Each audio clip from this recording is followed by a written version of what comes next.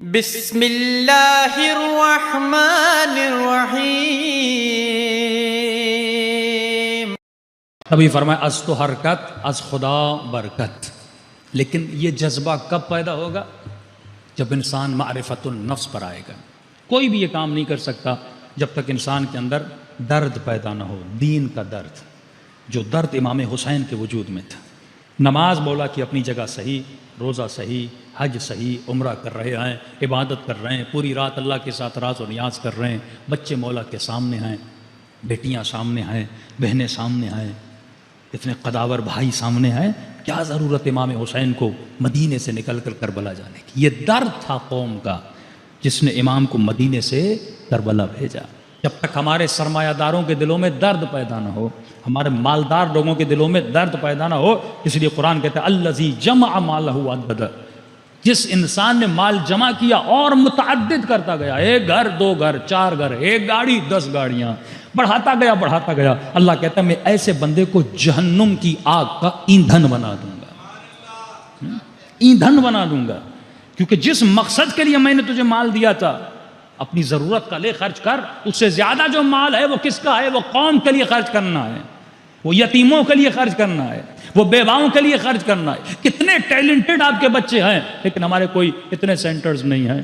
اب ڈیٹیل اس ٹاپک میں انشاءاللہ اگلی مجالس میں جاؤں گا. کام کر رہے ہیں لاہور میں، اسلام آباد میں بہت ہمارے دردمند مومنین کام کر رہے ہیں. ایسی ویب سائٹس ہیں جابس کے نام سے، مختلف چیزوں کے نام سے کمیشن کی تیاریاں کروا رہے ہیں. آپ کے بچوں کو اگر وکیل بننا ہے، مختلف شعبوں میں جانا ہے، وہ تیاریاں کروا رہے ہیں، اپنے بلبوتے پہ کام کر رہے ہیں. لیکن یہ تب تک صحیح نہیں ہوگا جب تک ہم سوسائٹی میں ایک چھوٹی سی مثال دوں.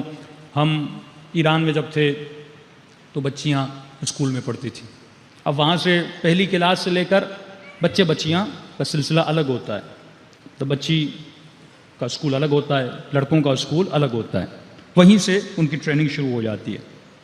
لیکن کافی مولانا کہتے ہیں مولانا جب ہم پاکستان آئے، اب آپ نے اگر 15-20 اسکول کراچی میں بنا دیے ہیں، لیکن یہ سارے اسکول پورے پاکستان میں تو نہیں ہیں. بھائی 4 لوگ جا کے مدرسے میں مولوی بنیں گے نا، 10 لوگ جا کے مدرسے میں مولوی بنیں گے. لیکن یہ مجمع جتنا مجھے سن رہا ہے، یہ تو مدرسوں میں نہیں جائے گا، یہ تو اپنے بچے اسکول میں پڑھائیں گے. اس کا مطلب نیڈ ہے کہ ان بچوں کو بھی ایسے اسکول میں ڈالا جائے جہاں پہ یہ بچے صحیح تربیت لے سکیں. تو کہتے ہیں مولانا مجھے اسکول ملا ہی نہیں، بچی 8-9 سال کی ہو چکی ہے لیکن کوئی ایسا اسکول نہیں، وہاں پہ کو ایجوکیشن ہے. کچھ کہتے ہیں بچی بالغ نہیں ہے، ساتھ پڑھا لو. بھائی تربیت بچپن سے ہوتی ہے، حیا بچپن سے ہوتا ہے. ایک بہت اچھا سسٹم جو ایران میں ہم نے دیکھا کہ بچیاں جیسے 9 سال کی ہوتی ہیں، ہاں، تو پورا اسکول بچیوں کے لیے جشن رکھتا ہے، جس کو کہتے ہیں جشن عاطفہ. ہاں، چھوٹی چھوٹی بچیاں، جیسے پتہ چلتا ہے اب اسکول کو ڈیٹ آف برتھ پتہ ہوتی ہے، تو جیسے پتہ چلا بچی 9 سال کی ہو گئی، مطلب بچی بالغ ہو گئی، تو اسکول میں ایک جشن رکھا جاتا ہے. پورے کلاس میں جو جو بچیاں 9 سال کی ان کے لیے جشن رکھا جاتا ہے، اور ان کو بتایا جاتا ہے کہ اب تم پر اللہ کی اطاعت واجب ہو چکی ہے، نعمت الہی ہے، اب تم اس قابل ہو کہ اللہ کے مصلی پہ کھڑی ہو جاؤ، 2 رکعت یا 4 رکعت نماز پڑھو. اور یہ جشن کیا جاتا ہے. اس جشن میں بچیوں کو چادر گفٹ کے طور پہ دی جاتی ہے.